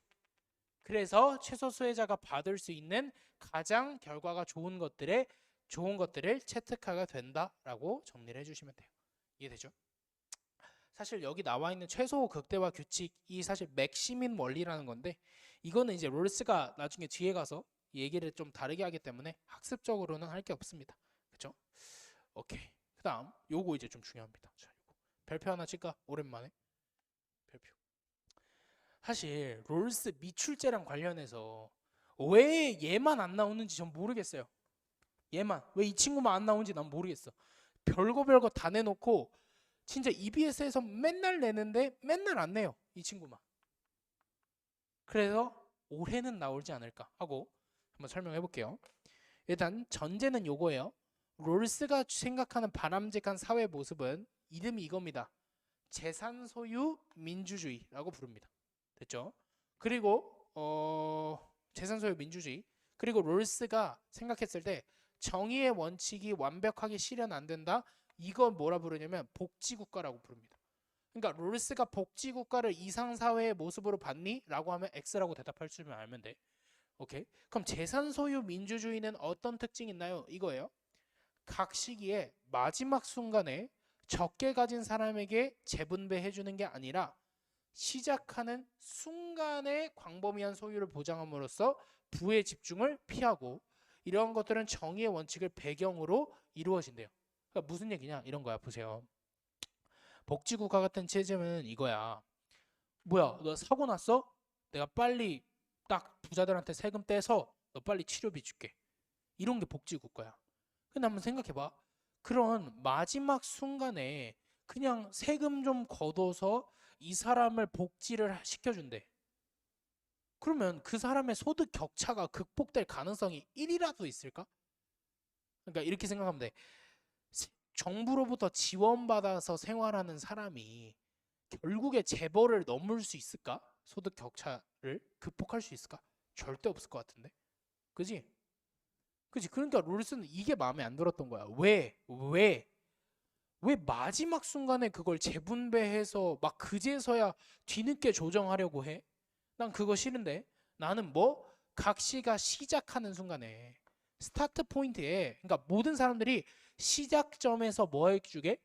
그지? 이러한 생산적 자산이나 어떤 인간적 자본들을 모든 사람들이 광범위하게 소유할 수 있어야지. 이런 것들을 다 일부 소수 부자들한테 독점시켜 놓고 나중에 그 사람들한테 세금 걷어서 내가 나눠줄게 이런 건 난 반대한다고. 이게 롤스의 주장이 되는 거예요. 이해되죠? 그래서 여기 나오죠. 봅시다. 이러한 관념은 우연적인 사고나 불행으로 손실을 입은 사람들을 뒤늦게 지원해 주는 게 아니라 모든 시민들로 하여금 뭐 해야 된다? 스스로 자기 자신의 일을 꾸려 나갈 수 있는 위치에 서게 하는 거다. 이렇게 생각을 해주면 돼요. 이해되죠? 그래서 결국 이렇게 설명하거든요. 올해 수특 선지에서는 이따 보겠지만 실질적인 기반을 제공해야 된다. 이렇게 설명합니다. 실질적인 기반을 제공해야지 뭔가 뒤늦게 재분배 난 별로 이렇게 되는 거죠. 오케이, 좋습니다. 요게 롤스의 재산 소유 민주주의와 복지국가의 차이가 되는 겁니다. 이해되죠? 오케이, 굿. 이거는 분석 포인트인데 그럼 볼까요? 복지국가와 재산 소유 민주주의나 당연히 사유재산권들은 허용을 합니다. 그죠? 자본주의 베이스니까. 근데 요거 뭐지? 공통점은 있는데 이 복지국가에서는 정의의 원칙이 충분히 실현된다 안 된다? 안 된다. 이렇게 정리해 주는 거죠. 그래서 나머지는 다 읽어주시면 될 것 같아요. 이해되죠? 그래서 요거 마지막 것만 하나 볼까요? 재산 소유 민주주의는요 상속하거나 증여할 때 세금 같은 거 하면서 뭐냐면 요거 자원의 소유를 지속적으로 분산시켜요. 그러니까 무슨 얘기냐면 금수저들이 계속 대물리되는 걸 최대한 분산시키려고 한다고요. 상속세나 증여세 이런 것들을 통해서. 이해돼요? 근데 복지국가는 그런 게 없다고. 복지국가는 그냥 부자들이면 세금 많이 내야 돼. 언제? 마지막 순간에 이렇게 한다고. 그러니까 뭐야? 차등의 원칙을 위반하는 데까지 이르는 과도한 소득 격차. 그 다음 정치적 자유의 공정한 가치와 양립할 수 없는 그러한 큰 규모의 불평등이 상속되는 것까지도 허용할 수 있는 문제가 있구나. 이렇게 생각을 해주면 됩니다. 그리고 또 하나 더 복지국가에서는 복지국가에서는 뭐야? 특징이 그지? 소수의 부자들이 어떤 이러한 생산적 자산들을 소유할 수 있지만 롤스의 재산 소유 민주주의에서는 뭐야? 어떤 사회에 협력할 자세가 되어 있는 시민 일반의 수중에 생산적 자산을 주고자 한다. 이렇게 생각을 해주시면 됩니다. 이해되죠? 좋아요. 오케이, 롤스. 어떻게 기출에 나왔던 내용들을 어쨌든 제가 한 번씩 다 설명을 한 것 같아요. 당연히 끝났죠? 아, 더 있네. 요거 공정한 분배는 사회적 지위에 접근하기 위해 공정한 기회균등의 원칙, 차등의 원칙이 돌아갈 때 실현된다. 그래서 모든 사람은 불평등으로부터 이익을 얻어야 된다. 차등의 원칙은 결국 모든 사람에게 이익이 되는 상호 이익의 원칙이다. 천부적으로 유리한 자는 이러한 사람들의 복지를 개선해 준다는 조건 아래에서만, 즉 차등의 원칙을 만족시킨다는 조건 아래에서만 그들의 행운으로부터 이득을 얻을 수 있다. 이 정도. 오케이. 여기 노직 입문이었고, 그래서 롤스가 끝났습니다. 그죠? 롤스가 비중이 더 큽니다. 노직은 설명할 게 많이 없어서 정리해봤는데 지금 굉장히 빠르게 이렇게 생각하면 돼. 14년도부터 잠깐 정리해보면 14년도부터 24년까지 10년치 기출의 소스들을 한 번에 정리한 거야. 지금 오케이? 지금 얼마 지났는지 모르겠는데 그죠? 아무튼 짧은 시간에 정리했기 때문에 당연히 복잡할 거야. 그럼 우리 뭐 해야 돼 이제? 이 개념들을 토대로 실제 기출문제가 어떻게 나왔는지를 나중에 문제풀이 강좌에서 복습하기로 하고 노직으로 한번 넘어가 보도록 합시다. 노직. 오케이? 노직 한번 가봅시다. 노직은 할 게 거의 없습니다. 보세요. 노직 인문하기 쉬워요. 아나키아에서 유토피아로 라는 책을 썼습니다. 그렇군. 좋아. 노직은 이렇게 생각하면 돼. 그 당시에 벤저민 터커, 몰라도 돼 이름, 이런 사람들이 뭘 주장하기 시작했냐면 이런 얘기를 하는 거야. 야, 나는 나 자신을 완벽하게 통제할 수 있어. 근데 국가든 뭐든 뭔가의 어떤 외적 통제가 있는 건 그걸 다 침해하는 거야. 이렇게 주장을 하는 겁니다. 다시, 이런 무정부주의자들은 주장이 뭐라고? 야, 나는 나를 완벽하게 통제할 수 있어. 근데 국가를 포함한 모든 외적 통제는 그러한 통제권을 싸그리 다 침해하는 거야. 이렇게 주장했다고, 벤저민 터커는. 그러니까 결국 벤저민 터커의 주장은 이거야.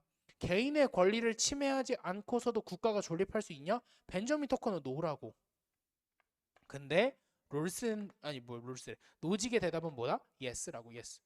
그럼 당연히 우리 뭐 배울까? 노직이 생각하는 개인의 권리를 침해하지 않는 국가를 배우겠죠. 그 국가 이름이 뭐냐? 최소 국가가 되는 겁니다. 이해되죠? 이렇게 입문할 수 있을 것 같아. 요거는 이제 뭐 최소 국가로 가게 된 배경 같은 건데 뭐 이런 건 수능에 나오는 건 아니니까 그냥 이런 게 있구나 하고 그냥 눈에 정도만 익혀주면 될 것 같아요. 됐죠? 좋습니다. 오케이. 그러면 노직에 대해서 좀 빠르게 좀 정리해 보도록 합시다. 노직은 자, 치트키야. 가자. 요거 한 문장만 외우면 끝나. 오케이? 정의로운 상황에서 정의로운 단계를 거쳐서 발생하는 건 싹 다 정의로워. 이 문장만 외우면 돼. 그러니까 이게 무슨 얘기냐면 이렇게 생각하면 돼. 봐봐. S1이 있고 이 시츄에이션, S2가 있고 C인가? 아무튼 모르겠네. 아무튼 평권이 S라고 씁니다. 이렇게 돼 있어. 여기서 만약에 S1에서 누군가가 부정의를 저질렀어. 이미 이 동그라미라는 재화를 이미 훔쳤어. 그거를 정당하게 이전해줬어. S2한테. 그럼 정의로운 상황에서 발생한 거야? 아닌 거야? 아닌 거야. 그지? 혹은 S2가 S2에서 S3로 가는 과정에서 얘가 이전할 때 세금 같은 거 안 냈어. 그럼 정의로운 단계를 거쳤어? 안 거쳤어? 안 거쳤어. 이해돼? 그러니까 이런 게 없어야 된다고. 이런 게 없어야 그 자체로 정의로운 게 된다라는 거죠. 이해돼요? 그러면 결국 요 문장은 우리가 이렇게 정리할 수 있을 것 같아요. 봐봐. 정의로운 상황에서 정의로운 단계를 거쳤는지를 봐야 돼. 우리가 결국. 그러니까 노직은 뭐가 중요하다? 역사적 과정이 중요하다. 이렇게 정리가 되는 겁니다. 됐죠? 그러니까 분배에서 뭐가 중요하냐면 역사적인 과정이 중요한 겁니다. 역사적. 그 분배의 스토리. 서사적 분배라고 하잖아. 그래서 노직을. 그 분배의 스토리가 중요하다. 이렇게 생각을 해주면 돼요. 이해되죠?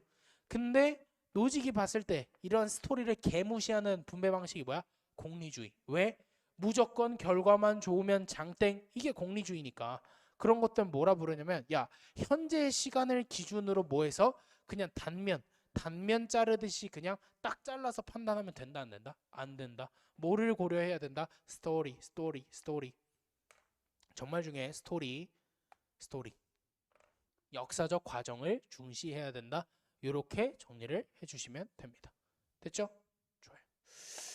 오케이. 그럼 노직을 볼 건데 자 정리해 잠깐 전제 하나 다시 깔고 가자. 노직이나 롤스나 뭘 주장했다? 절차적 정의. 그러니까 마찬가지로 우리는 뭐 할 거냐면 노직의 입장에서 공정한 절차를 탐구할 거야. 이해되지? 그 중에 하나가 일단 첫 번째 뭐? 스토리가 중요하다. 됐지? 그럼 그거랑 관련된 거 한번 정리해 보자고. 첫 번째 취득의 원리 이거예요. 뭐야? 정당하게 취득해라. 타인의 권리 같은 거 우리가 취득할 때 침해하면 된다 안 된다? 안 된다. 막 때려가지고 뺏었어. 이러면 된다 안 된다? 안 된다. 그지? 그 다음 정당하게 이전해라. 훔친 물건 함부로 양도하거나 그러지 말고 양도할 때도 정당하게 이전해라. 이렇게 되는 거죠. 됐죠? 오케이. 여기까지가 다예요. 선생님 밑에는 그거는요. 지금부터 설명 들어갈게요. 자 봅시다. 그 전에 취득의 원리는 우리가 방금 뭐라 했냐면 정당하게 취득해라 라고 얘기를 했고 이전의 원리는 정당하게 이전해라 라고 얘기를 했어요. 됐죠? 근데 취득에서 요거 하나만 정리해 볼까? 정당하게 취득해라 라고 얘기했잖아요. 여기서. 그죠? 정당하게 취득해라 라고 얘기했잖아요. 그 정당하게 기준이 뭐냐면요. 요거예요. 원초적 획득을 통해 타인의 입장이 악화되지 않는다면. 이게 무슨 얘기냐면 이렇게 생각해 주면 돼요. 보세요. 정당한 취득 중에 조건도 이게 달려 있는 거야. 사막이 있어. 세메역 사막이 있어요. 여기에 오아시스가 딱 하나 있는 거야. 근데 A, B, C가 살고 있었어. 사막에. 근데 A가 오아시스다 하고 이거 내 거 할 수 있을까 없을까? 없다라는 게 노직의 주장이에요. 왜? A가 만약에 이 하나의 오아시스를 사유화해서 가격을 매기면 B나 C는 어때? 오아시스가 없어 더 이상. 아니 있으면 문제가 안 되지. 여러 개 있어 오아시스가. 그럼 문제가 안 되지만 B나 C 입장에서는 오아시스가 딱 하나 있는데 그걸 A가 사유화해서 가격을 매겨버렸어. 그러면 B나 C의 입장은 어떻게 되는 거야? 악화된다라는 거야.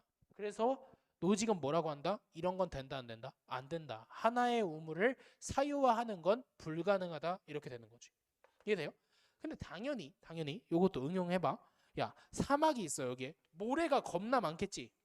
그 모래 한 토를 사유화하는 건 될까 안 될까? 아니 되겠지. 왜?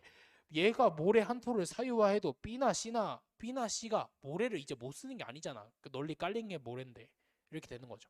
그래서 그거를 이제 사실 비슷한 주장을 로크가 해서 그거를 노직이 부분적으로 수용해서 로크적 단서를 노직도 인정했다. 이 정도 정리해 주시면 됩니다. 이해되죠? 선생님 그러면 교정의 원리는 뭔가요? 이렇게 얘기를 하겠죠. 정리해 볼게. 자, 이 세상에는 사실 정당한 세계, 노직이 생각하는 그 자유 세계에서는 요거 두 개면 충분해요. 왜? 부정의가 발생할 가능성이 없거든. 근데 현실적으로 이 세상이 참 우리 뜻대로 안 돼. 살다 보면 뭐가 발생할 수밖에 없을까? 불이익 같은 게 발생할 수밖에 없겠지. 폭력, 사기, 절도 이런 것들이 발생할 수밖에 없을 거야. 그럼 만약에 그런 것들이 발생했다면 뭐 해라? 교정해라. 국가가 그런 경우에는 뭐 할 수 있다? 개입할 수 있다. 이렇게 정리해 주면 돼요. 오케이? 이렇게 정리해 주시면 된다. 됐죠? 좋아요. 그러면 아까 우리 인문학이 좀 잠깐 떠올려 보자. 노직은 개인의 권리를 침해하지 않고도 국가가 존립할 수 있다 없다? 있다. 오케이. 그러면 국가의 역할은 결국 뭐야 이거야? 개인의 권리를 침해하면 돼 안 돼? 권리를 침해하면 안 돼. 오케이? 그럼 그거 방식은 뭐냐? 사람들을 보호하는 역할만 해야 된다라는 거야. 이해되지? 보호하는 역할만 해야 된다는 거야. 어디서? 폭력, 사기, 절도 그리고 요거 계약 불이행에서 사람들을 보호하는 역할만 해야 된다라는 거야. 그러니까 이게 무슨 얘기냐면 이런 거야. 봐봐. 폭력, 사기, 절도는 이해가 갈 건데 계약 불이행은 뭐냐면 이거야. A랑 B가 당근마켓에서 거래를 해. 근데 A가 돈을 보냈어. 근데 B가 상품을 안 보내. 아니면 당근 장소에 안 나와. 그럼 B는 뭐 한 거야? 계약 불이행한 거지. 계약 불이행한 거지. 그럼 그런 경우에는 뭐 해야 된다? 최소 국가가 요 상황에서 뭐 해서 B한테 가서 이러한 계약 이행을 최소 국가 뭐 할 수 있다? A를 보호하기 위한 목적에서 계약 이행을 강제할 수 있구나. 이렇게 정리를 해주면 된다라는 겁니다. 이해되죠? 그 다음 두 번째 포인트. 노직은 요런 건 싫어해. 소득세 이런 거 싫어해요. 왜 그러냐면 봐봐. 왜 싫어하냐면 봐봐. 내가 10억을 벌었어. 근데 세율이 55%래. 그래서 내 통장에 꽂히는 돈이 55%니까 4억 5천이야. 그럼 노직은 뭐라고 생각하냐면 이거야. 야, 너 왜 나한테 55%만큼의 강제 노동 시켜? 이렇게 주장하는 거야. 왜 내 근무 시간에 55%를 너네가 차지해? 이렇게 주장하는 거라고 노직은. 이해돼?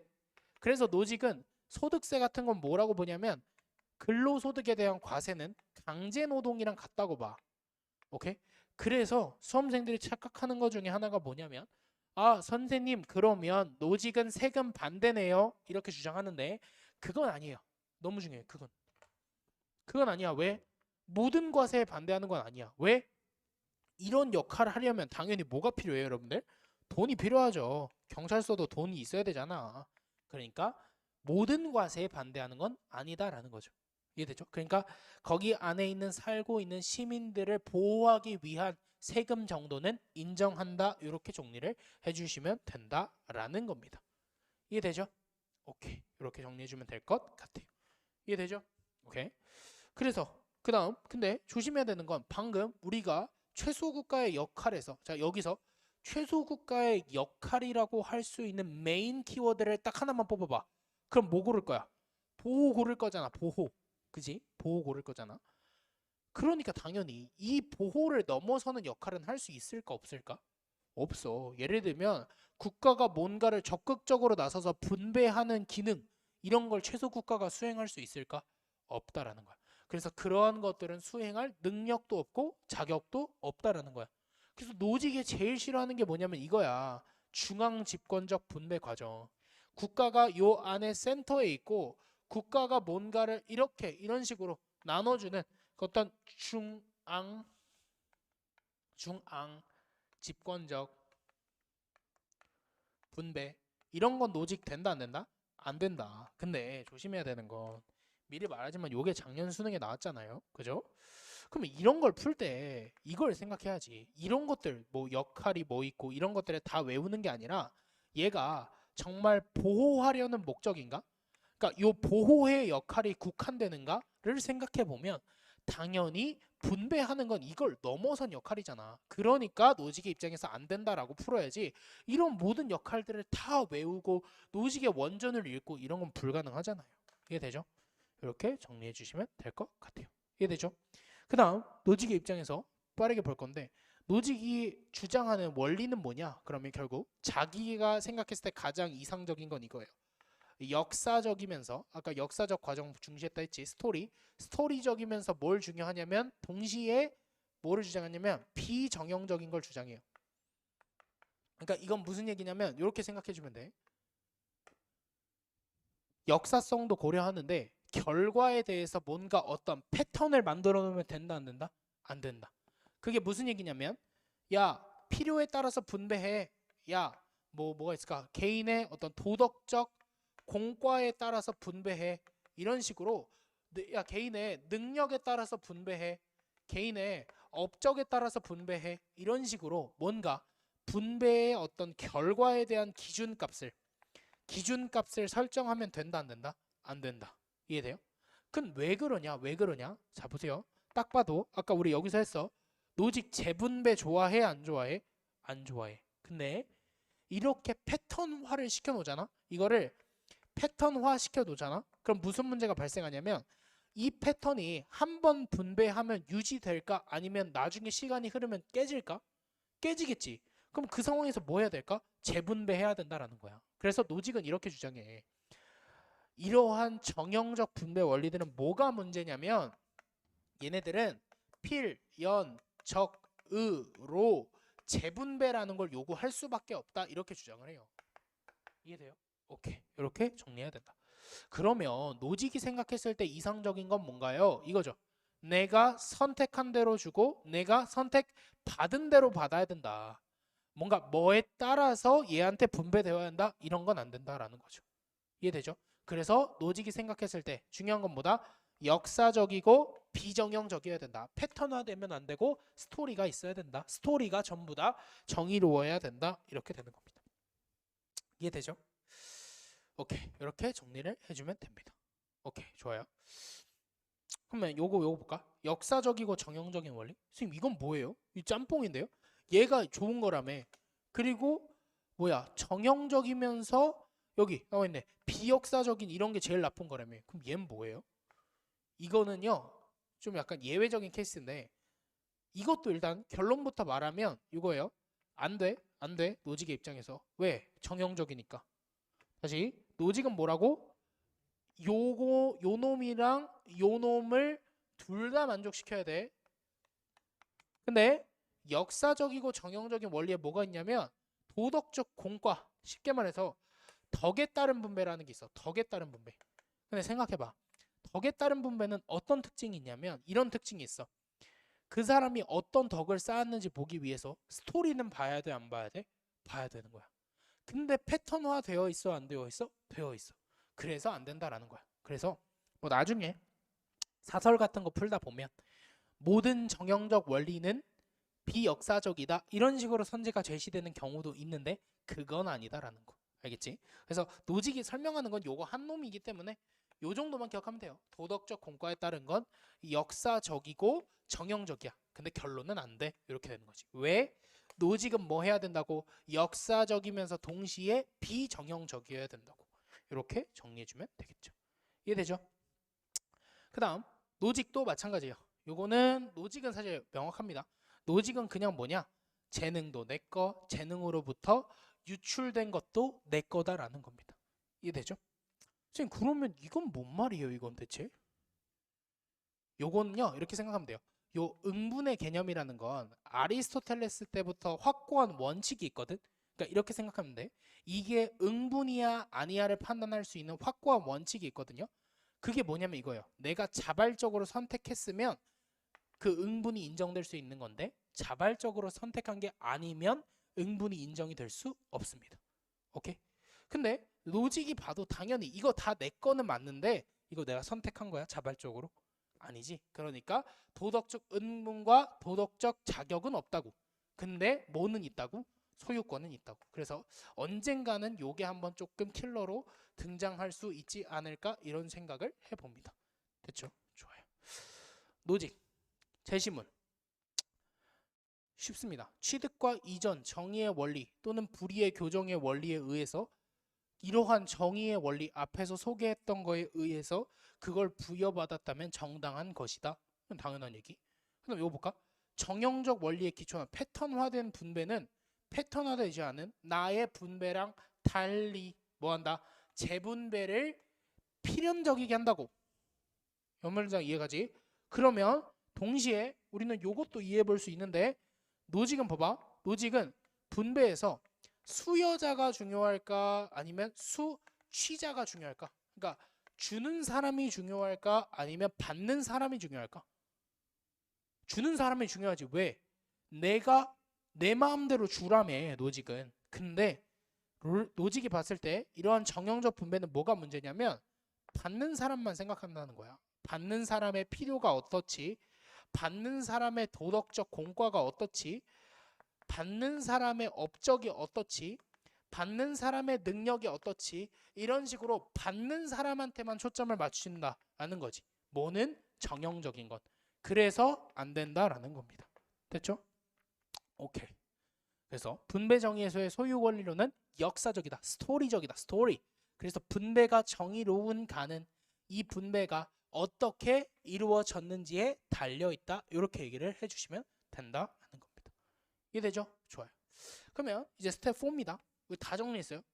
기출에서 지금까지 나왔던 내용들에 대한 개념 설명을 제가 다 해놨습니다. 오케이.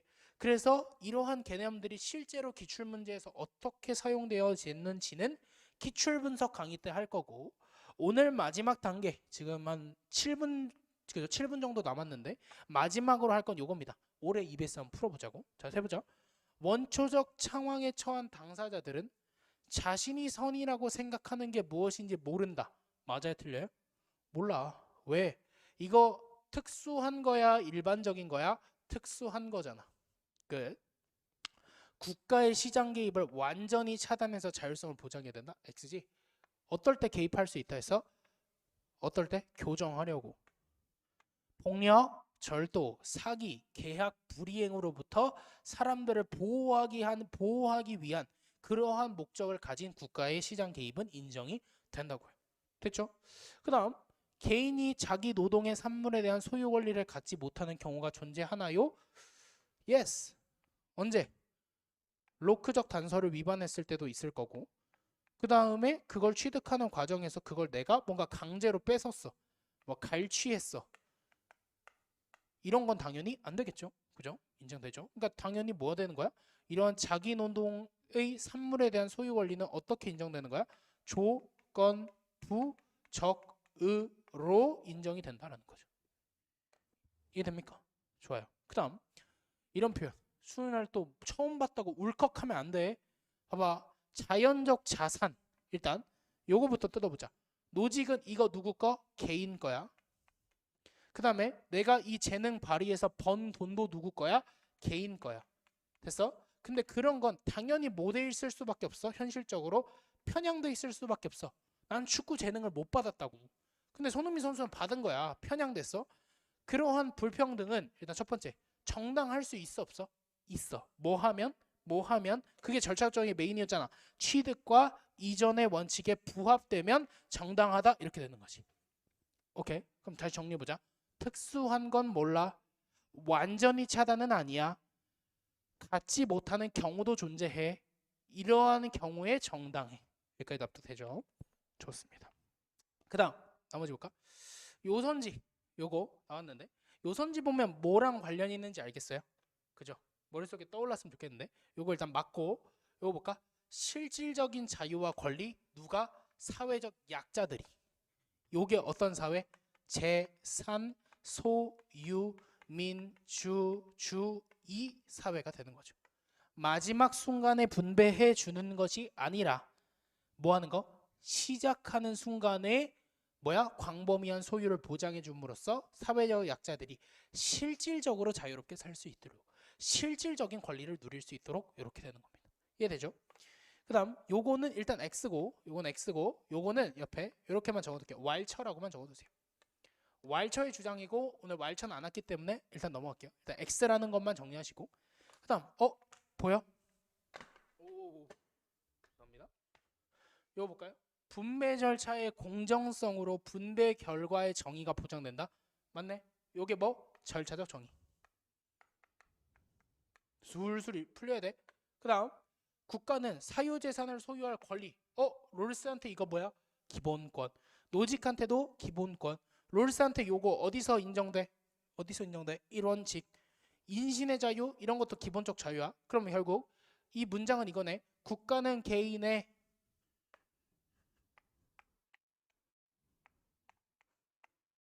기본적 자유를 존중해야 된다. 맞네. 납득? 오케이. 됐죠? 근데 조심해야 되는 건 롤스. 요거건 간에 제한될 수 있다 없다? 제한될 수 있다. 다시 요거 롤스 하나만 정리하자. 롤스 요놈 제한은 돼. 뭐 할 때 기본적 자유끼리 상충할 때 제한은 돼. 요렇게 정리해 주시면 됩니다. 됐죠? 마지막 3개 같이 볼까요? 각 개인의 자기 노동으로 취득한 각 개인은 자기 노동으로 은이에요. 죄송합니다. 각 개인은 자기 노동으로 취득한 모든 재화에 대한 소유 권리지냐? 아니야. 어떻게 해야 돼? 정당하게 취득해야 돼. 다시 보자. 정당하게 취득이 메인이었어. 그리고 이 정당의 조건은 당연히 타인의 권리를 침해하면 안 되고 플러스로 우리가 알아뒀어야 되는 거 계속 말하지만 로크적 단서까지 납득되죠? 그 다음 정의로운 분배 결과를 규정하는 분배 방식을 채택해야 된다. X. 왜? 롤스는 순수 절차적 정의이기 때문에 올바른 결과에 대한 독립된 기준이 있다 없다? 없다. 노직은 정의로운 분배 결과를 규정해주는 어떤 정형화된 분배 원리, 각자는 뭐뭐에 따라서 분배받아야 된다. 이런 거 된다 안 된다? 안 된다. 됐죠? 그 다음 경제적 불평등은 구성원 모두에게 이익이 될 때만 정당하다. Yes. 이게 뭐니까? 차등의 원칙을 만족시킬 때만 정당화된다. Yes가 되는 거니까. 이해되죠? 여기까지 해서 XXO가 된다. 오케이. 뭐야? 이런 신발 하나 더 있었어. 빨리 보자. 최소 수혜자들의 경제적 이익을 위해서 이를 위해서 일이 침해되는 거 정당해? Nope. 타고난 능력을 기준으로 재화를 분배하는 방식은 부정의할 수 있어? 예. 왜? 능력을 기준으로 패턴화 시키면 된다 안 된다? 정형화 시키면 된다 안 된다? 안 된다. 이렇게 되는 거지. 천부적 재능 분포의 우연성 우연성 자체는 내가 선택한 게 아니야. 그러니까 이건 정의롭지도 않고 부정의하지도 않은 임의적인 사실이야. 그러니까 그 자체를 부정의로 간주해서는 안 된다. 이렇게 정리를 해주면 되겠죠. 됐죠? 오케이. 여기까지 100분 총 정리를 해봤고, 당연히 이 개념 강의의 사실 내용은 충분하나 제가 말이 좀 빠르기도 했고, 그 다음에 이러한 내용이 충분하지 않을 것 같기 때문에 다른 기출 분석이나 문제풀이를 통해서 조금 더 확실히 다져야 된다라고 생각을 해주시면 될 것 같습니다. 아무튼 오늘 제가 준비한 강의는 여기까지입니다. 감사합니다.